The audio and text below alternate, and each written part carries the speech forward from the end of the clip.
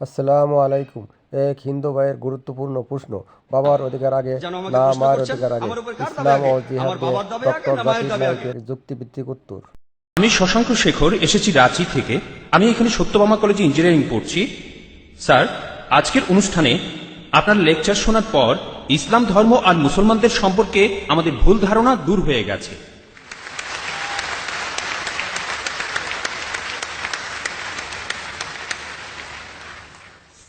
Sir, আমি জম্মু আর কাশ্মীরে গিয়েছি, সেখানকার ভীতিকর অবস্থা দেখেছি। মানুষ সেখানে কষ্টে আছে মুসলমানদের সেই তথাকথিত জিহাদের কারণে। স্যার, আমার প্রশ্নটা হলো, ইসলাম কি এইসব কাজের অনুমতি দেয়? যদি না দেয়, তাহলে এই জিহাদ শব্দটার অর্থ আসলে কি? কারণ পবিত্র কোরআনেই সূরা আরাফের 56 নম্বর আয়াতে বলা হয়েছে, তোমরা বিপর্যয় ঘটিও না। অথবা সূরা শুরার 40 নম্বর আয়াতে বলা হয়েছে যে প্রতিশোধ নেয়ার চাইতে ক্ষমা করা উত্তম। অথবা সূরা মাইদার 32 নম্বর আয়াতে বলা হয়েছে যে যদি কেউ কাউকে হত্যা করে, সে মানব জাতিকেই হত্যা করলো। স্যার, একই বিষয় নিয়ে আমার আরো প্রশ্ন আছে। সেটা হলো, ইসলাম ধর্মে কোন জিনিসটাকে আমরা বেশি গুরুত্ব দেব, ধর্ম বা মাযহাব, নাকি আমাদের দেশ, মাদারল্যান্ড, মাতৃভূমি বা কওম? অনেক ধন্যবাদ। ভাই, আপনি খুব সুন্দর একটা প্রশ্ন করেছেন। প্রথম প্রশ্নটা হচ্ছে ইসলাম ধর্মে জিহাদ নিয়ে। প্রশ্ন করলেন যে কেন মানুষ যুদ্ধ করছে, কাশ্মীরে যা হচ্ছে জিহাদ, এটাকে ইসলাম কি অনুমতি দেয়? জিহাদ শব্দের অর্থ কি? এটা কি কোরআনে সূরা মাইদার 32 নম্বর আয়াতের বিরুদ্ধে যায় না? ভাই, এই জিহাদ সম্পর্কে বলি, এই ব্যাপারে ভুল ধারণা শুধু অমুসলিমদের মধ্যে নেই, মুসলমানদের মধ্যেও রয়েছে। বেশিরভাগ মানুষই এমনটা ভাবে যে কোনো মুসলিম যদি কোনো যুদ্ধ করে, যে কোনো যুদ্ধ হতে পারে নিজের সুবিধার জন্য, হতে পারে পলিটিক্সের জন্য, হোক সেটা ভাষার জন্য, হোক বর্ণের জন্য, সেটাই হলো জিহাদ। মুসলমানদের যুদ্ধ করাটাকে জিহাদ বলা হয় না। জিহাদ শব্দটা এসেছে আরবি শব্দ জাহাদা থেকে, তার মানে চেষ্টা করা, তার মানে পরিশ্রম করা। জিহাদ মানে সংগ্রাম, কোনো কিছুর জন্য চেষ্টা বা পরিশ্রম করা। ইসলামিক অভিধান অনুযায়ী জিহাদ অর্থ কারো অসৎ প্রবৃত্তির বিরুদ্ধে সর্বশক্তি দিয়ে লড়াই করা। এছাড়াও জিহাদ মানে সমাজের উন্নতির জন্য চেষ্টা করা। এছাড়াও জিহাদ শব্দটা যে যুদ্ধক্ষেত্রে আত্মরক্ষাকেও বোঝানো হয়ে থাকে। জিহাদের অর্থ অন্যায় অত্যাচারের বিরুদ্ধে লড়াই করা। জিহাদের মূল অর্থ চেষ্টা বা পরিশ্রম করা। অনেক মানুষের ভুল ধারণা আছে যে জিহাদ মানে পবিত্র যুদ্ধ। তারা জিহাদের অনুবাদ করে পবিত্র যুদ্ধ। পবিত্র যুদ্ধ বলে যে আরবি শব্দটা আছে সেটা হারবুম মুকাদ্দাসা। যদি আপনারা কোরআন পড়েন, কোরআনের কোথাও পাবেন না, একটা আয়াত নেই। অথবা নবীজি সাল্লাল্লাহু আলাইহি সাল্লামের সহিহ হাদিসেও কোনো জায়গায় হারবুম মুকাদ্দাসার কথা বলা নেই। এই শব্দটা কোরআন বা হাদিসে নেই। জিহাদ শব্দটার অনুবাদ কোনোভাবেই পবিত্র যুদ্ধ নয়। ঐতিহাসিকরা এই পবিত্র যুদ্ধ শব্দটা প্রথম ব্যবহার করেছিল খ্রিস্টানদের ক্রুসেডকে বোঝানোর জন্য, যারা খ্রিস্টান ধর্ম প্রচার করেছে আর হাজার হাজার মানুষ হত্যা করেছে। দুর্ভাগ্যজনকভাবে বেশিরভাগ লোক, এমনকি তথাকথিত মুসলমান পণ্ডিতগণও জিহাদের অনুবাদ করে পবিত্র যুদ্ধ। এটা ভুল অনুবাদ। জিহাদ শব্দটার অর্থ চেষ্টা বা পরিশ্রম করা। অনেক সময় এই চেষ্টাটা যুদ্ধক্ষেত্রে হতে পারে, সেই যুদ্ধটাও হবে আল্লাহ সুবহানাহু ওয়া তাআলার পথে, সেটা কিতাল ফি সাবিলিল্লাহ। একটা প্রশ্ন করা হয়, ইসলামে কেন যুদ্ধ আর হত্যার অনুমতি দেওয়া হয়েছে? ইসলামের অনেক সমালোচক আছেন যারা বলেন ইসলাম খুব নিষ্ঠুর একটা ধর্ম। ইসলাম সবসময় বলে অমুসলিম কাউকে দেখলে তাকে মেরে ফেলো। অনেকেই বলেন, ইন্ডিয়াতে এরকম একজন আছেন অরুণ সুরি, তিনি একটা বই লিখেছেন দ্য ওয়ার্ল্ড অফ ফতোয়া। তিনি সূরা তাওবার 5 নম্বর আয়াতের উদ্ধৃতি দিয়ে বলেছেন যে কোরআন বলছে কোন কাফিরকে যেখানেই পাবে, ব্র্যাকেটে হিন্দু, তাদেরকে হত্যা করবে। যদি আপনি পবিত্র কোরআনের সূরা তাওবার 5 নম্বর আয়াতটা দেখেন, সেখানে বলা হয়েছে কাফিরদের যেখানে পাবে হত্যা করবে। তবে এই উদ্ধৃতিটার প্রসঙ্গের কথা এখানে বলা নেই। যদি আপনারা এই আয়াতটার আগের আয়াতগুলো পড়েন, সেখানে একটা শান্তি চুক্তির কথা বলা হয়েছে, মক্কার মুশরিকদের সাথে মুসলিমদের একটা শান্তি চুক্তি। পবিত্র কোরআনের সূরা তাওবার প্রথম 4টা আয়াতে মক্কার মুশরিকদের সাথে মুসলমানদের একটা শান্তি চুক্তির কথা বলা হয়েছে।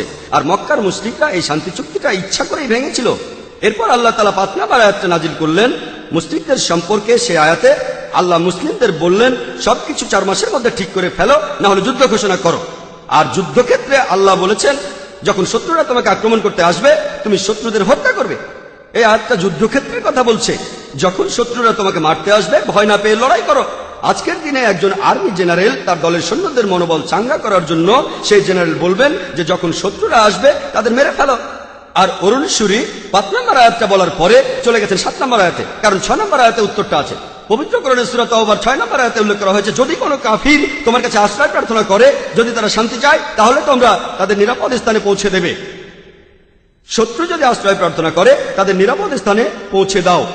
আজকের দিনের সবচেয়ে ভালো আর্মি জেনারেল খুব বেশি হলে তার সৈন্যদের বলবেন যে শত্রুদের চলে যেতে দাও। এখানে আল্লাহ বলছেন তাদের শুধু ছেড়ে দিও না, তাদের কোনো নিরাপদ স্থানে পৌঁছে দাও। যখনই কোরআনে যুদ্ধের প্রসঙ্গে কথা থাকে, আরেকটা হলো সূরা আনফালের 60 নম্বর আয়াতে উল্লেখ আছে, তোমাদের শক্তি ও অশ্ববাহিনী প্রস্তুত রাখো আর শত্রুদের আক্রমণ করো। পরের আয়াতে বলছে, কিন্তু শত্রুরা যদি সন্ধি করতে চায় তুমিও সন্ধি করো। তাহলে যে আয়াতগুলোতে যুদ্ধের কথা বলা হয়েছে তার পরের আয়াতে বলছে যদি তারা শান্তি চায়, শান্তি ভালো। এখন আরেকটা প্রশ্ন, সূরা মাইদার 32 নম্বর আয়াতে কি বলছে, বা সূরা নিসার 40 নম্বর আয়াতে কি বলছে, যে যদি কোনো মানুষকে হত্যা করা হয় তাহলে সে যেন পুরো মানুষ জাতিকে হত্যা করলো। এটাই হলো ইসলামের আসল কথা। যদি কেউ কোনো মানুষকে হত্যা করে, হোক সে মুসলিম বা অমুসলিম, যদি সেটা হত্যা বা ধ্বংসাত্মক কাজের অপরাধে না হয়, যদি দুর্নীতির অপরাধে না হয়, তাহলে সে যেন পুরো মানুষ জাতিকেই হত্যা করলো। আর কেউ যদি কোনো মানুষকে বাঁচায় তাহলে সে যেন পুরো মানুষ জাতিকে বাঁচালো। এখন আপনারা যদি ভগবদ গীতা পড়েন, ভগবদ গীতার 2য় অধ্যায়ের 50 অনুচ্ছেদে আছে, বলা হয়েছে শ্রীকৃষ্ণ এখানে অর্জুনকে জিহাদ করতে বলেছেন। চেষ্টা, যদি আপনারা পড়েন মহাভারত, মহাভারতের হাজার হাজার অনুচ্ছেদে যুদ্ধের কথা রয়েছে, হাজার হাজার অনুচ্ছেদে। কোরআনে যত যুদ্ধের কথা আছে তার চেয়ে অনেক বেশি। মহাভারত একটা ধর্মগ্রন্থ, আপনারা হয়তো জানেন। এখানে রাজ্য নিয়ে একটা যুদ্ধের গল্প রয়েছে পাণ্ডব আর কৌরবদের মধ্যে। পাণ্ডবদের 5 ভাই আর কৌরবের 100 ভাই, যুদ্ধ। আর ভগবদ গীতা হলো মহাভারতের অংশ। 18টা অধ্যায় কৃষ্ণের কথা। প্রভু তিনি উপদেশ দিচ্ছেন অর্জুনকে। অর্জুন বলছে, এটা আছে ভগবদ গীতার 1 নম্বর অধ্যায় 42 থেকে 46 অনুচ্ছেদে, আমি আমার আত্মীয়দের সাথে যুদ্ধ না করে নিরস্ত্র অবস্থায় এই যুদ্ধক্ষেত্রে মরে যাব। কিভাবে জ্ঞাতি ভাইদের সাথে যুদ্ধ করবো? কৌরবরা আমার জ্ঞাতি ভাই, যুদ্ধ না করে আমি বরং যুদ্ধক্ষেত্রে নিরস্ত্র অবস্থায় মরে যাব। ঠিক তখনই শ্রীকৃষ্ণ জানেন তিনি কি বলেছিলেন? 2য় অধ্যায় 2 আর 3 অনুচ্ছেদে আছে, তোমার মনে এমন অশুদ্ধ চিন্তা এলো কিভাবে? এটা একটা পাপ। তুমি এতটা দুর্বল হলে কিভাবে? তোমার হৃদয় দুর্বল হলো কিভাবে? শ্রীকৃষ্ণ নিজেই বলেছেন যে অর্জুনের চিন্তাটা ঠিক নয়, এটা অশুদ্ধ চিন্তা, এটা একটা পাপ। এটা করলে তুমি স্বর্গে যেতে পারবে না, তুমি বেহেশতে যেতে পারবে না। এরপরে ভগবদ গীতার 2য় অধ্যায়ের 31 থেকে 33 অনুচ্ছেদে আছে, শ্রীকৃষ্ণ তিনি বলেছেন, তিনি অর্জুনকে বলেছেন যে ক্ষত্রিয়দের দায়িত্ব হলো যুদ্ধ করা। যদি যুদ্ধ না করো তাহলে স্বর্গে যেতে পারবে না, আর যুদ্ধ না করলে তুমি একটা পাপ করবে। যদি ভালো করে দেখেন ভগবদ গীতায় শ্রীকৃষ্ণ বলছেন যে তোমাকে যুদ্ধ করতে হবে। চিন্তা করেন, আমি যদি ভগবদ গীতার এই উদ্ধৃতি দিয়ে বলি যে শ্রীকৃষ্ণ বলছেন অর্জুনকে তোমার আত্মীয় স্বজনদের যুদ্ধ করে হত্যা করতে হবে, কোন প্রসঙ্গ ছাড়া উদ্ধৃতি দিলে সেটা হবে শয়তানি। আর প্রসঙ্গটা বললে শ্রীকৃষ্ণ অর্জুনকে বলছেন যদি তোমাকে লড়তে হয় মিথ্যার বিরুদ্ধে, সত্যের জন্য, তুমি যে কারো বিরুদ্ধে যুদ্ধ করো, এমনকি সে যদি আত্মীয় হয়। প্রসঙ্গটা বললে অনুচ্ছেদটা যুক্তি আছে। যখন ন্যায় বিচারের জন্য যুদ্ধ করছেন, যদি সেটা আত্মীয় স্বজনের বিরুদ্ধে যায় তাতে কোনো সমস্যা নেই। ভগবদ গীতা আর মহাভারতে এই কথাটাই বলা হয়েছে, সত্যের পক্ষে আর মিথ্যার বিরুদ্ধে যুদ্ধ। যখনই আমি কোনো হিন্দুকে মহাভারত আর গীতার কথা বলবো, সে তো এটা জানে। সে বলবে না, মহাভারত আর গীতায় সত্যের সাথে মিথ্যার যুদ্ধের কথা বলা হয়েছে। আর ঠিক এরকম কথা আছে পবিত্র কোরআনে। তাহলে মহাভারত আর গীতার উদ্ধৃতিগুলো শুনলে আপনি কোরআনকেও বুঝতে পারবেন।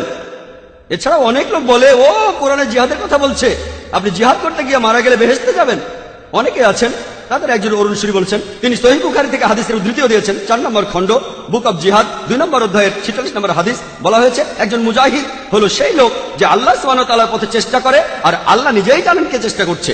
এরপরে নবীজি বলেছেন, যদি কোনো মুজাহিদ যুদ্ধক্ষেত্রে মারা যায় সে জান্নাতে যাবে, সে পরকালে বেহেশতে যাবে। কিন্তু যদি সে ফিরে আসে, মারা না যায়, সে ফিরে আসবে গনিমতের মাল নিয়ে। এই হাদিসটা আর কোরআনের বিভিন্ন আয়াতের কথা বলছেন ইসলামের সমালোচকরা। আমি ভাবি হিন্দু সমালোচকরা এই উদ্ধৃতিটা দেয় কিভাবে? তারা কি ভগবদ গীতা পড়েনি? তারা কি মহাভারত পড়েনি? এমনকি শ্রীকৃষ্ণ তিনি ভগবদ গীতায় বলেছেন 2য় অধ্যায়ের 37 অনুচ্ছেদে আছে, হে অর্জুন, হে কুন্তির পুত্র, যুদ্ধের প্রস্তুতি নাও। যদি যুদ্ধে মারাও যাও কোনো সমস্যা নেই, তুমি স্বর্গে চলে যাবে। আর যদি তুমি জয়লাভ করে ফিরে আসো তাহলে তুমি এই পৃথিবীর ধন সম্পদগুলো পাবে। হাদিসে একই কথা আছে। তাহলে কৃষ্ণ যখন অর্জুনকে বলছে যুদ্ধ করো, সমস্যা নেই, যদি মারা যাও স্বর্গে চলে যাবে, যদি যুদ্ধে জিতে ফিরে আসো তুমি অনেক ধন সম্পদ পাবে। সহিহ বুখারীও একই কথা বলছে, কোরআনেও একই কথা আছে। তাহলে ধর্মগ্রন্থগুলো পড়লে আমরা একে অন্যকে ভালোভাবে বুঝতে পারবো। তাহলে ইসলামে যুদ্ধের অনুমতি আছে শেষ উপায় হিসেবে, আত্মরক্ষার জন্য, আর অত্যাচারের বিরুদ্ধে, না হলে নয়।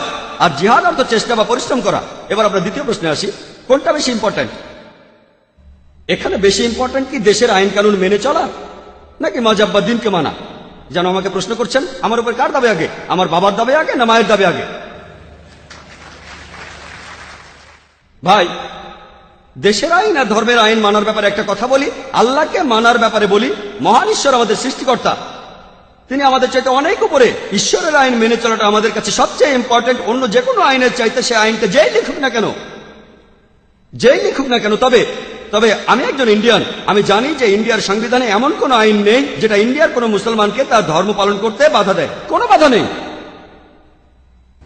সত্যি বলতে ইন্ডিয়া এমন একটি দেশ যার সংবিধানে লেখা আছে যে ইন্ডিয়ার নাগরিক, তাদের জন্য এটা জন্মগত অধিকার যে তারা তাদের ধর্ম পালন করতে পারবে। আমিও সে কাজই করছি। ইন্ডিয়ায় এমন একটা আইনও নেই যেটা আমাকে আমার ফরজ পালনে বাধা দেয় আর আমাকে দিয়ে হারাম কাজ করাতে বাধ্য করে। এমন কোনো আইন নেই। আমি 5 ওয়াক্ত নামাজ পড়তে চাইলে পড়বো, না পড়তে চাইলে পড়বো না। ইন্ডিয়ার সংবিধানে এমন একটা আইনও নেই যেটা আমাকে ভালো মুসলিম হতে বাধা দেয়। আমি এখানে আমার কথা বলতে পারি, আমি একজন ভালো মুসলিম আলহামদুলিল্লাহ, আর একজন ভালো ইন্ডিয়ানও। আর সংজ্ঞা অনুযায়ী, ভৌগোলিক সংজ্ঞা অনুযায়ী একজন ইন্ডিয়ানকে ভৌগোলিকভাবে বলা হয় হিন্দু। হিন্দু যদি হয় ভৌগোলিক সংজ্ঞা, আমি ইন্ডিয়ার একজন হিন্দু এবং ইসলাম ধর্ম পালন করি।